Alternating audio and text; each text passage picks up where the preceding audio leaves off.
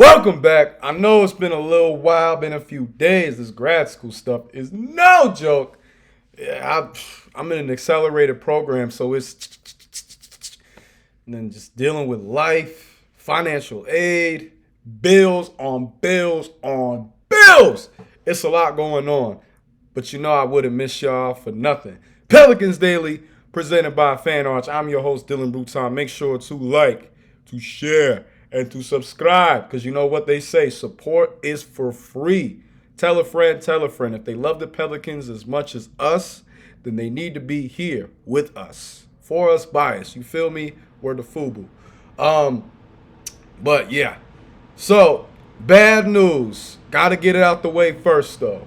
But my guy, GTA, Jose Alvarado was unfortunately carted off in a stretcher at the FIBA AmeriCup in Miami on Thursday night, last night, versus Argentina. And it was a game that he was representing Puerto Rico, coached by former NBA player Pablo Prigioni, who, hey, if you know about Pablo Prigioni, you're a real hoop head, you're a real ball knower. But he fell on his tailbone. He drove to the basket, went to get a rebound, and he had a nasty fall like that. I was watching. I said, "Ooh," it was one of those, "ooh, brother, ooh," But he's in good spirit. He's good. You know what I'm saying? Coach Prigioni said, hope he gets well. He's a great kid, excellent player, and hope he recovers soon. And Jose was immediately on the gram. He said, "Appreciate the love, y'all. Your boy is good. God got me." Love that answer. And you just don't want to see stuff like that. You just never do. We have been, the injury bug has bit us so many times, man. It's sad. But I'm glad that Jose is okay because we are going to need him in the season. I know I've floated his name around in trade talks, more so just because that's been, what's been subjected in certain articles. But make no mistake, the team, the city, he means so much. It'd be awful to see him go. It'd be awful to see something happen. And that's why we gotta just celebrate people while we can. You know what I'm saying? It could have been worse. That injury could have been worse. Like, I was watching it, and it was making me think about, my days of playing ball and some of the injuries that I sustained, especially with my two knee injuries. And, thankful to God that he's okay. But he had a lot of fight because, when he went for that rebound, he was like, I was like, man, we need that type of aggression and energy on the Saints this year. Like, that's the type of passion that you want. But, salute and respect to Jose because he's a great player. You just never want to see guys go down like that. And hope he gets better. You know what I'm saying? I don't think he's going to be out too long or anything like that, but it is something to witness. It is something to take note of. It is something to, oh, yeah, your boy got his media credentials. Sorry, I just had a little celebrate, you know what I'm saying? Catch me outside, literally, man. Literally, you know what I'm saying? Hard at work, always at it. But, yeah, my guy GTA, Jose, he's a fighter. He's a dog, and he's gonna get better. But those tailbone injuries are no joke. They are absolutely no joke. That is a pain that I hope none of y'all ever experience. So, shout out to Jose, though. May he get better. You know what I'm saying? We got to have a lot of iconic moments with our guy, GTA. GTA! Oh, what just happened? All right. Anyway, on to the next one. So, we did unfortunately lose our previous G League coach for the Birmingham Squadron, TJ Saint. And now we've got Joe Barr. It's tough because, we've got a young roster already as it is. So the G League roster means a lot more than people realize. Last year, though they're no longer on the team, guys like Antonio Reeves, Brandon Boston, Carlo is still with us, you know what I'm saying? Shout out my guy, Carlo Matkovic, but everyone else that I just named is no longer on the team, but they got some good development under the tutelage of TJ Saint and under the tutelage of Joe Barr. Now, Joe Barr is the official coach. He was instrumental for developing guys like Caleb Houston, Oh my gosh. Excuse me. Kavon Harris, guys that are in the league on 2-way deals and making an impact coming off the bench. And you know, no one's been a superstar, but it's good to have a track record that follows. Like I say all the time. Well, this is a quote that my mom taught me, but success leaves clues, and you have to look at the proof in the pudding. And when you see someone who is consistently doing what is needed to be done, that has to be celebrated and appreciated. So I'm excited to see what we could do. We've got a young roster again. Potentially, I could see Derek Queen, Jeremiah Fears, or Micah Peavy all get time down there at the G League. Not necessarily saying that they can't play well, but just to get their reps up. You know what I'm saying? And it depends on how competitive we are too.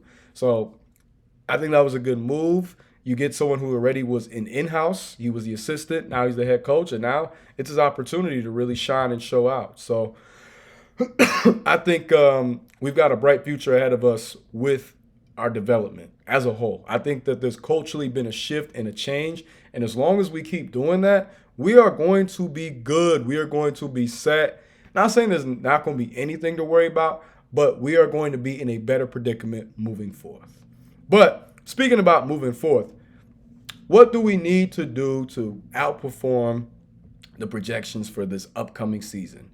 So currently, as y'all all know, shout out to Pelican SI and shout out to Pelican Debrief, my guy Chris Lambert, for that last article. And then, let me give the credit to the NOLA.com article too. Rod Walker, great writer. And then Liam Willerup. I'm always going to state my sources. As a journalist, I take pride in making sure that anybody who I'm quoting, referring, or utilizing their content, giving them their proper homage, I guess you could say, or just their props, really. Giving them the respect and giving them their proper and stating my sources and giving and putting. Geez, why am I having such a hard time speaking right now? Making sure that they're properly referred and credited for their work. That's the best way to put it. But anyway, we've moved a lot of pieces this offseason, from Bruce Brown to Kelly Olynyk to CJ McCollum to Brandon Ingram. And, well, not necessarily that's offseason, but from the time on, from the end of the season on. And then we've also made some big moves in getting guys like Jeremiah Fears, Derek Favors, I don't know why I said that. Derek Queen, Micah Peavy, Jordan Poole, Kevon Looney, Jalen McDaniels, Jaden Springer if he makes the roster. And, we're still yet and project. I can't speak right now. We are projected and predicted to finish 14th right now, according to ESPN. Like, really? 26 wins? So we only getting 5 more wins from last season. Wow. That's crazy. That's crazy. But we know this. We know that every media outlet and platform is against us. Like my guy,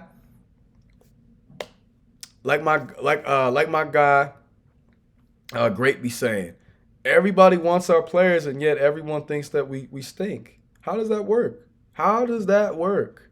Make it make sense.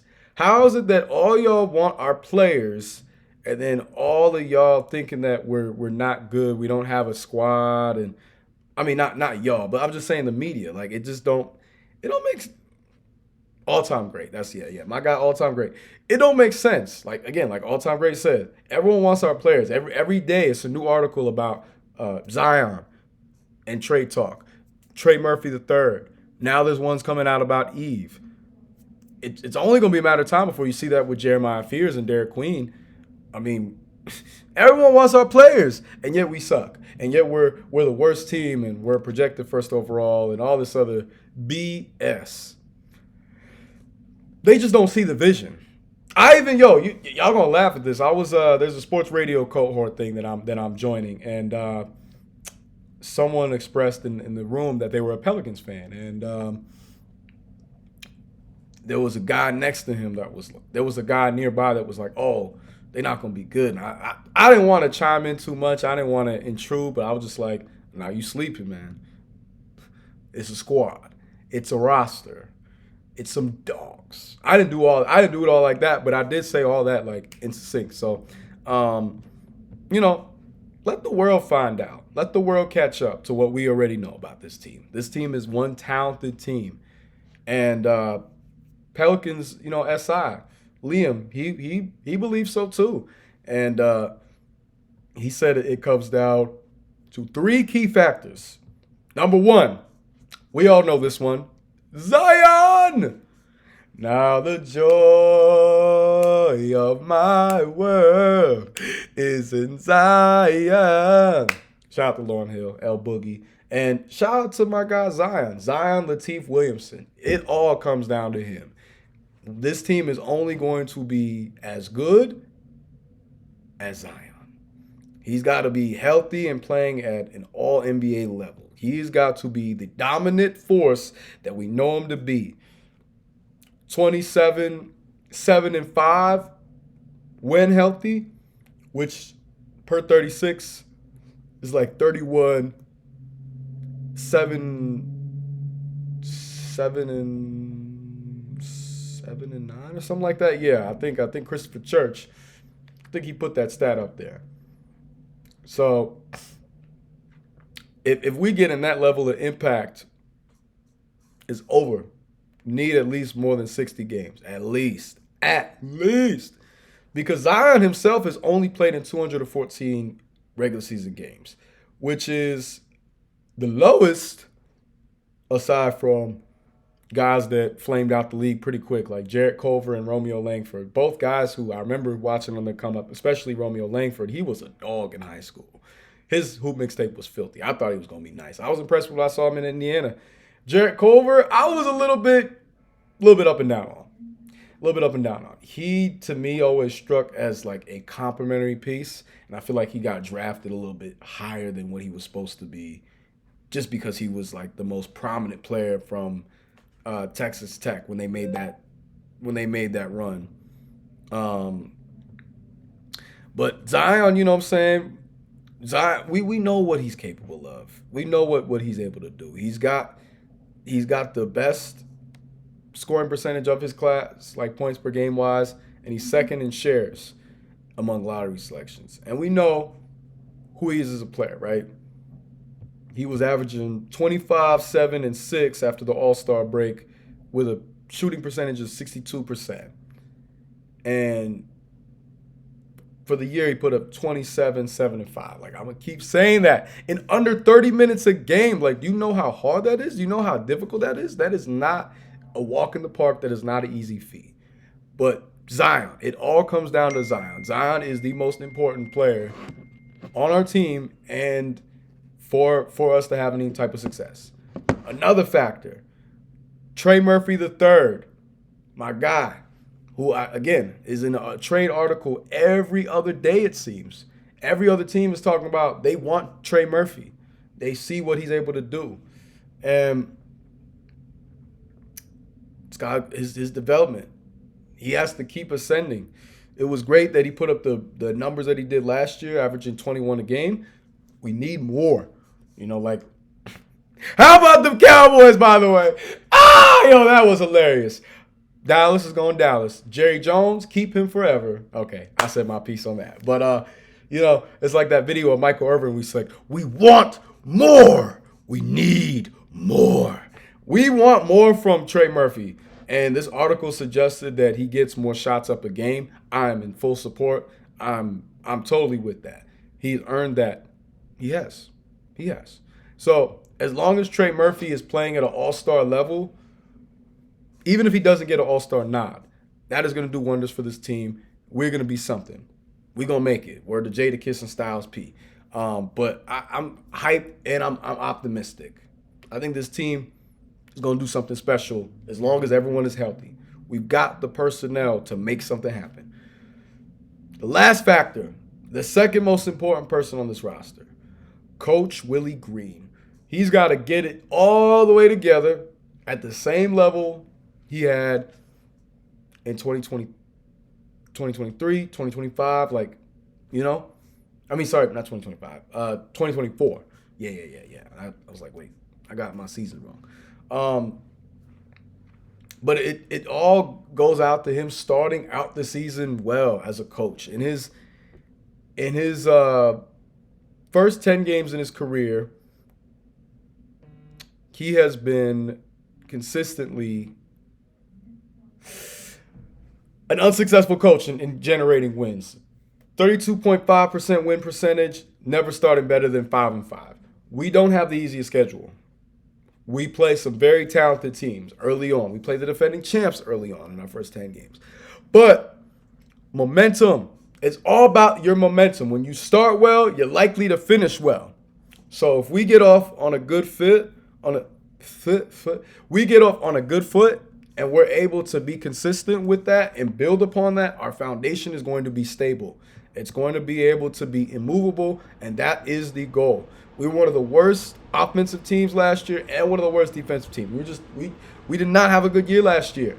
So this year is going to be imperative that we get off, hit the ground running, and we're able to make lemonade out of lemons.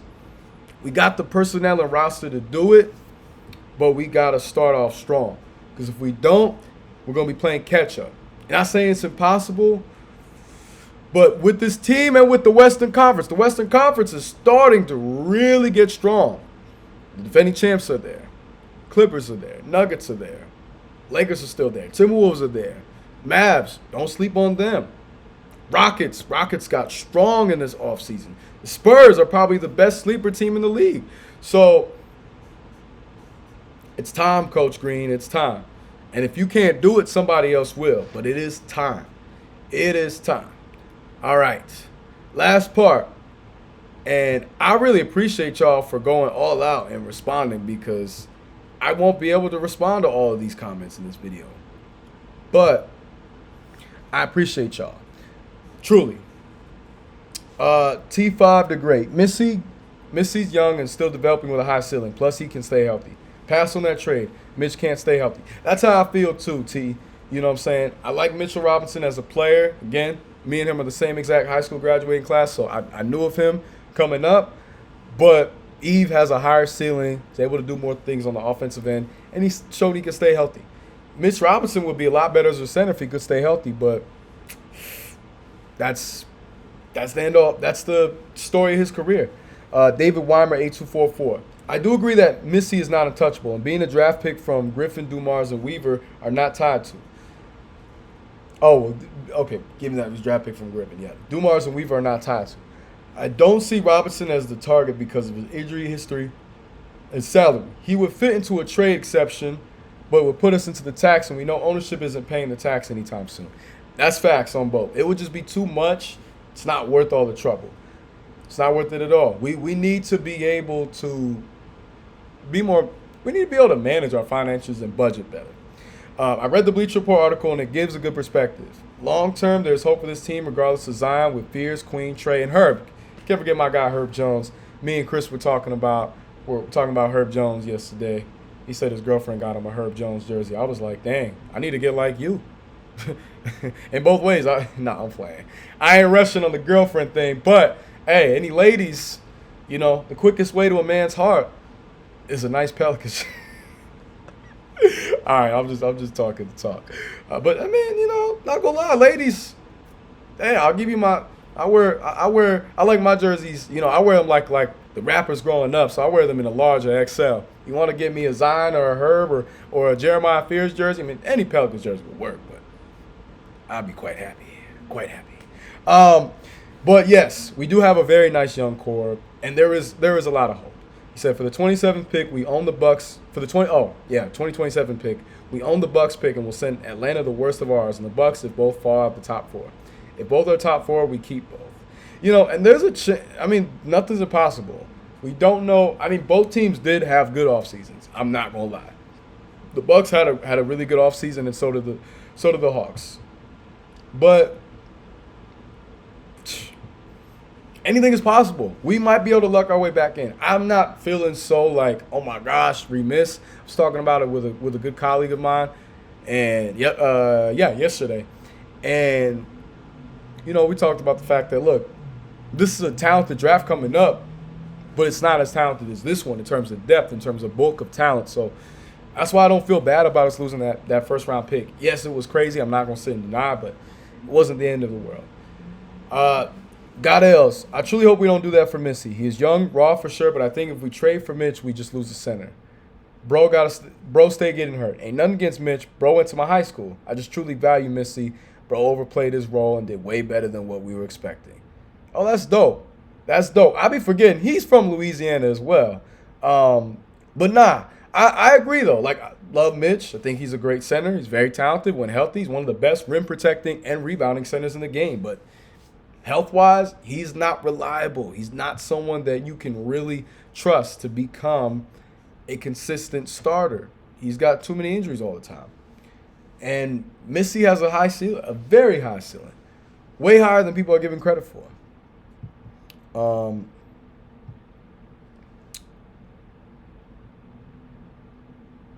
The original Don Guillory. Murray, Hawkins, Alvarado, Missy, and a pick for Sabonis.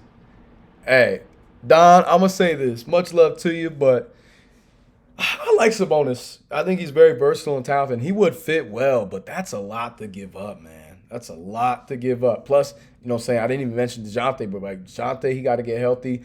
I think he wants – it seems like he wants to stay in New Orleans. Hawkins probably would do well with the Kings. I don't even know who they got a shooting guard no more, but they got Levine, so he can learn from Levine. I don't want us to trade Jose, and I don't want us to trade Missy. And I don't really want us to trade Jordan Hawkins either, but, I hear that. Darius Helton. It's hard to lose Missy. Get off him now. Look, I'm just reporting on the article. I ain't saying that I'm pushing for that. I want to see that happen. I just was reporting on it. A future modern. If Pelicans can trade Missy for Robinson in a first, they have to do that. It becomes hard, though. It becomes hard in certain situations. It does. Based on the roster personnel, based on how things are set up. This is hilarious. I'm going to mention it just because. Christopher Church, 2653. I got to mention your fit. Camo-ish on pink on dark yellow. Yeah, you. Look, hey, man, I just didn't. It was a little chilly with this AC. I got to figure out how it works. So I just threw on the nearest hoodie I could find. And I had that one out, so I was just like, let me put it on. But I know, that fit was crazy. I don't pop out like that. But I wear the shirt, you know what I'm saying? Keep it clean, keep it cool. My guy, Milt Thomas. No, develop Missy. I'm with you on that. I am with you on that. And